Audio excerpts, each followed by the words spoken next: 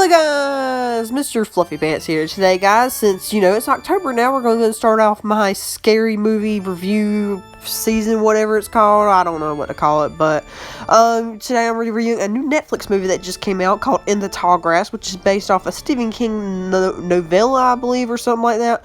But I heard of this at the beginning of the year, and, just the concept, something about, these characters get lost in tall grass or something like that. It just sounds so interesting to me, and, now it's finally here, and I watched it yesterday because I think it came out yesterday from when I'm recording this, so, and I watched it, and this movie is definitely very weird, and if you do want to see it, go and watch it. It's on Netflix, but, I'm probably going to go into spoilers, but, I'll do a little non-spoiler section, so, to see if you guys should go see it or not, or watch it or not. But In the Tall Grass, it's a very, very weird and somewhat confusing movie, but overall, it's really good. It's not as good as, 1922, which I might also review soon, which, came out on Netflix, 2 years ago, but, In the Tall Grass is definitely a pretty good horror movie, and a different little spice, something to spice up the horror genre, but, I really did enjoy it. It's got all the Stephen King kind of feels and story stuff in it, but I mean, there's just some really creepy stuff, and I wouldn't even really say scary, but a lot of this movie is just unsettling, and I don't know quite how to explain it, but just a lot of this movie is unsettling, and I do really like it for that reason. Some of the characters ain't the best, but I mean, they serve their purpose, to be honest, and the whole thing about the tall grass is really intriguing. I mean, it's not explained totally well, but it's definitely is intriguing, and it keeps you intrigued throughout the entire movie. But overall, for my non-spoilers, I probably give it about a 7.1 out of 10. It's not as good as 1922, but it's still really enjoyable, and I suggest you go watch it just so, because it's more of an experience than anything else. But anyway, guys, now we're going to be transferring over into spoilers, so if you haven't seen it, don't watch this part unless you just don't care, I guess. But pretty much the movie starts out with, Cal and Becky, which are brother and sister, which, to be honest, until I mentioned that, I had no idea they were brother and sister, but they're going to San Diego to, go give her child, what she's pregnant with, to this one family that wants it, and, this is one of the whole storylines with, her being pregnant and all, but, they stop at this, I'm not even sure if it's really a town or not, but, there's this really creepy church, which you always see, and, this church is, straight up, creepy and unsettling. I don't know, it's not even, a church of, God or whatever, it's just literally the Church of Blackrock, of the Redeemer or something like that, which Blackrock is actually, the heart of all the tall grass or whatever, it's ancient carving. I don't know, that's one of the things they didn't really explain too well, but it is very intriguing. Apparently, from what we learned from the movie, it was there even before the Native Americans, and it's also got carvings in it and stuff, of what happens later in the movie, but it's also the center of the North America, and maybe of the galaxy. I don't even know, but it's kind of set up as the heart of all the tall grass, and if you touch it, you are connected with the tall grass, and the tall grass is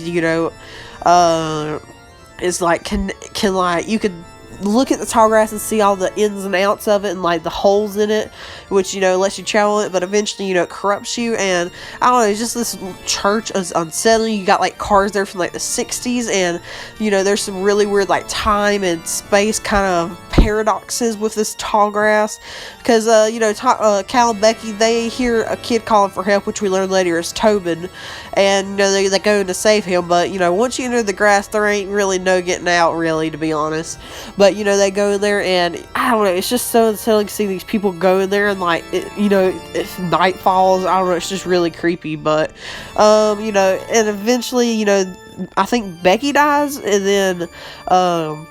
and then what we see later is that Travis, which was the daddy of Becky's baby, she's about to have, comes looking for them, because apparently it's been 2 days or 2 months since anybody's ever heard from them.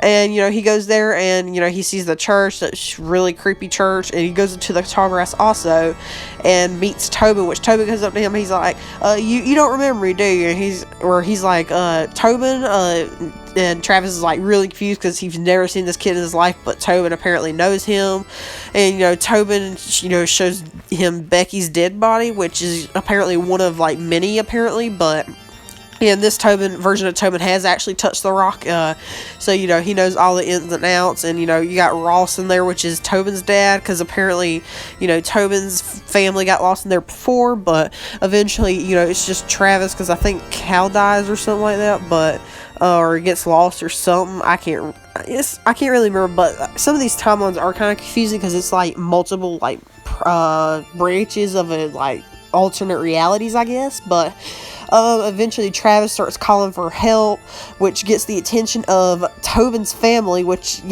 are pulled over on the side of the road for something. And Tobin chases his dog into the tall grass, and his family chases Tobin into tall grass.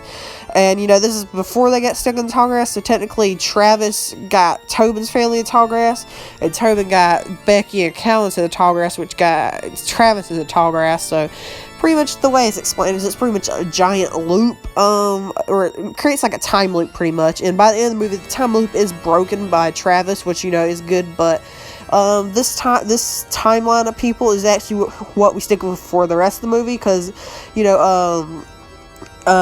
drags Tobin's family into it, which eventually drags Becky and Calvin, or Cal, or whatever his name is, into it. And I believe at some point Tobin's yelling about how he found his dead dog, and one of the rules that I set up throughout the entire movie is that the tall grass does not move dead things, but it moves live people. So you can never really find anybody, but if you're able to find something dead, then you're good.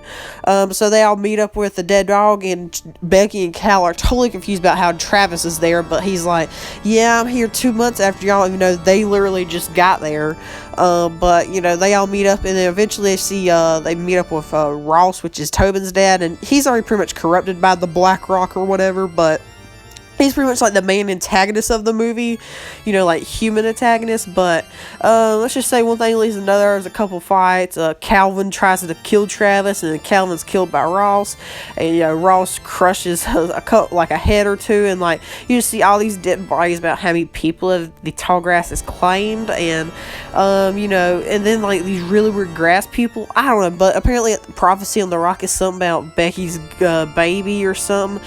And then, I don't know, to be honest, I'm really confused, but, the whole thing goes, I don't know, but, Becky ends up at the Black Rock, and, she gives birth right there, but, the ground opens up, and you see all the dead, or all the bodies that the tall grass has claimed, I'm pretty sure, but it's, really creepy and unsettling, to be honest. But, she gives birth to her baby, and pretty much Ross tricks her to eating her own baby. So yeah, it gets pretty dark, but the grass people are really creepy, I will say this. But we learned earlier that there was holes in the grass where you can actually get out, because Tobin's dog actually does use one of those.